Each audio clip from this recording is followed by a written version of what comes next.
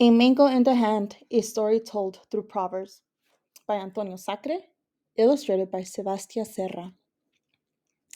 To Talia, Jack, Paley, A.S. To Ramon, Susana, Elia, Edward, and Marcel, whose open hearts and open hands offer smiles and sometimes sweet mangoes everywhere they go. S.S. Francisco woke up to the smell of café con leche and the sound of his father's laughter. Are you going to sleep all day? His father asked. Camarón que se duerme, se lo lleva la corriente. If the little shrimp sleeps all day, the current will take him away. It's finally here, el día de San Francisco, your saint day. Toma, drink. Papa handed Francisco a glass of strong coffee loaded with sweet milk and sugar, warmed just right. Francisco wiped his eyes, took the glass in his hands, and carefully took a sip. One of his eyes popped open. He took another sip, and his other eye popped open. Mamá and I are making ropa vieja, tostones, y aguacate for your feast day. What do you want for dessert? Papa asked. Some delicious mangoes, right from the tree. I think you are old enough to go get the mangoes, said Papa. All by myself? Yes, mijo. ¡Qué padre! Do you remember where the tree is? Asked Papa. Sí, Papa. Past Tio Tito's house and Abuela's house and Krabby Tia Clara's house through the park to the mango tree. Very good. You remember, and Tia Clara is not crabby. She is just lonely. Go bring us back some mangoes, said Papa. Francisco walked a long way, longer than he had ever walked by himself. He walked past Tio Tito's house. Tio Tito waved. Francisco waved back. He walked past Abuela's house, and she waved. He waved back. He walked past Crabby Tia Clara's house. He thought he saw her looking out from behind the curtain. But when he waved, the curtain quickly closed.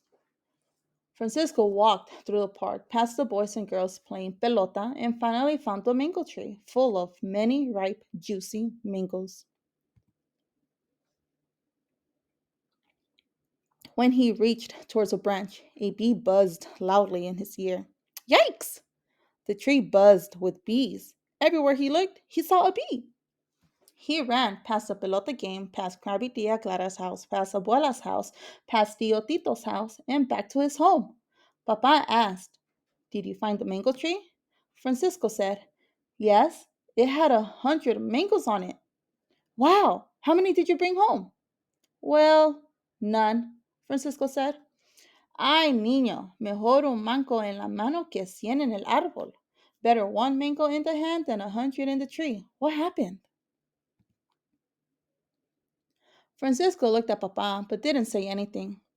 La verdad, por dura que sea, the truth, no matter how hard it is, Papa said in an encouraging tone. I was scared of the bees, Francisco said. Bees? Asked Papa. There were billions, replied Francisco. Papa raised an eyebrow. Or maybe millions. Papa raised the other eyebrow. At least 1,000. Papa crossed his arms, lowered his eyebrows, and asked, How many bees were there really? A lot. At least 10 or 12. Papa laughed, hugged his son, and said, Mijo, no hay mal que por bien no venga. Nothing bad happens that good doesn't come from it. Don't be scared of the bees. Without them, the mangoes would not be as sweet. Take my hat and gently shoo the bees away. Don't swat at them. They will get mad. Just shoo them away and bring us back some mangoes.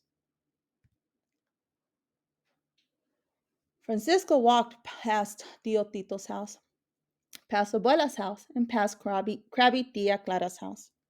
They all waved except for Crabby Tia Clara, who stood on her porch alone. At the mango tree, Francisco gently shooed the bees away with Papa's hat.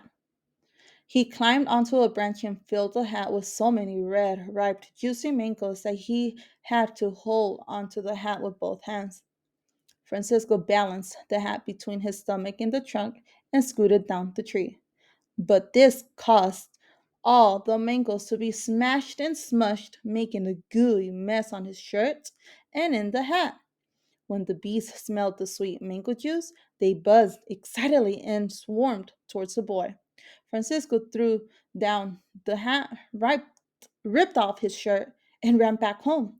Crabby Tia Clara saw a streaking half naked little boy and she yelled in a quite crabby way, "Put on some clothes!" Abuela looked up from the mower and cried, "He's naked!" Tio Tito shouted, "That's my boy!" When Francisco arrived home, Papa was waiting at the front porch with a towel. He threw it around his son and sat down next to him. "Mijo, I sent you out the door with one shirt and one hat to pick mangos, and you come back with no shirt, no hat, and no mangos. What happened?" Francisco told him. Papa laughed and said, "El que mucho abarca, poco aprieta. He who tries to grab too much gets little." So that is why lonely Tia Clara called me, and Abuela and Tio Tito. News travels fast in this neighborhood. Let's clean you up. El que temprano se moja, tiempo tiene de secarse. He who gets drenched at dawn has all day to dry off. Can you come with me, Papa? You can do it by yourself, mijo. Querer es poder. Where there's a will, there's a way. Francisco had a will. There had to be a way. Dressed in a new shirt, Francisco walked past Tio Tito's, Abuela's, and Tia Clara's houses and walked right to the tree. He climbed it and picked one mango. He put the mango under his chin, climbed down, and placed it in his father's hat. He did it again and again and again. Soon he had a lot of red, ripe, juicy mangoes. He gathered up Papa's hat and started home. When he got to Krabby Tia Clara's house, he stopped. Although laughter could be heard from Tio Tito's and Abuela's home, no sound came from Tia Clara's house. Francisco slowly walked up her long, long walkway and hesitantly knocked on her door. "What do you want?" she asked, looking crabbier than ever. "I thought maybe you'd like some company and a mango," Francisco offered her the fruit. It probably has bees swarming around it. Tia, there aren't any bees, and besides, no hay mal que por bien no venga. The bees will make the fruit sweet. Hmm, where did you learn that? She asked, her face softening just the tiniest bit. From my dad, Francisco said. I used to say that to him when he was your age, she said. I also told him, Dime con quién andas y te digo quién eres. What does that mean? He asked. Tell me with whom you walk, and I'll tell you who you are. Francisco again held the mango out to her. Would you like one of my mangoes? You worked hard for that mango, she said, and didn't sound so crabby after all. I have plenty. This one is for you. He gave her the fruit. She turned around, went indoors, and gently closed the door. Francisco walked to Abuela's house. Abuela, ¿quieres mangos? Gracias, mijito, y pero pan para hoy, hambre para mañana.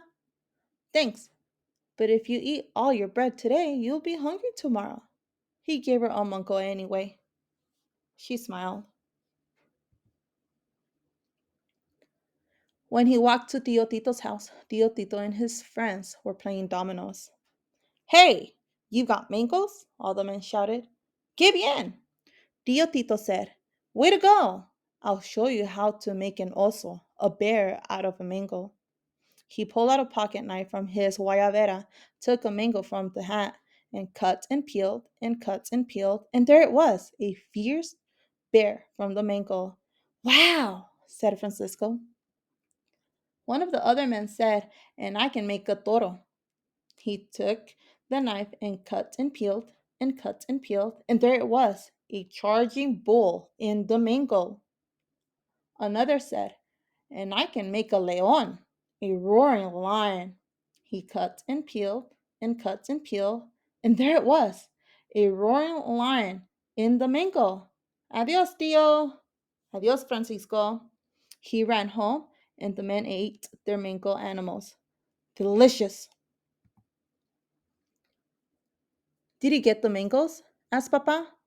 I did. Where are they? Francisco looked into Papa's hat. It was empty. He turned it upside down. Still empty. He turned it over and over. Still empty. I gave them all away. Well, mijo, it looks like you learned a valuable lesson. What's that? Es mejor dar que recibir. Sometimes it's better to give than to receive. So Papa, Mama, and Francisco sat down to eat Francisco feast day meal. While they were eating, the doorbell rang. Tio Tito and his friends poured inside the house. Abuela walked in behind them with fresh cut roses. Mangos para hoy, pan para mañana. Mangoes today, bread tomorrow. I ate my mango as soon as you gave it to me. It was so sweet, Abuela said. We ate ours too, said the man. The door rang again. Guess who walked in? Crabby Tia Clara. But she was not crabby at all. And she was holding a big hat full of ripe, red, juicy mangoes. She smiled and said, I did what you did, Francisco. I shooed the bees away and got all of these mangoes. Then I thought, amor con amor se paga. Love is repaid with love. Then everyone sat down and ate the gift of mangoes. And Tia Clara smiled the sweetest, smiled ever, and said, barriga llena, corazón contento, full stomach, happy heart. Acerín, acerado, este cuento se ha acabado. The end. Glossary of Spanish words and phrases. Abuela means grandmother. Abuela, ¿quieres mangos? This means grandma. Do you want some mangoes? Aguacate. This means avocado. Café con leche. This is a drink given to young children, made of mostly sugar, hot milk, and a touch of strong coffee. El Día de San Francisco. The feast of the saint that San Francisco was named after, a day more celebrated than one's own birthday for many people. Guayabera. This is a typical shirt with four pockets in the front. It can be fancy or plain, and is considered dressy. Acerín acerado, este cuento se ha acabado. This is a rhyme that doesn't really translate. It is a typical Cuban way to say the end. Mijo or mijito. These are contractions of mi hijo, a term of endearment that means my son or my boy. Paco or Paquito or little Paco. This is a nicknames for the name Francisco. Pelota. This means ball. In this case, baseball. Qué bien. This means how great. Qué padre. This is a pun that I borrow from my Mexican friends. Padre means father, but used this way, it means cool. Ropa vieja. Literally, this means old clothes, but it is also the name of a dish consisting of shredded beef and tomato sauce. Tia means aunt. Tío means uncle. And tostones, this is fried plantains, or plantains are fruits similar to bananas.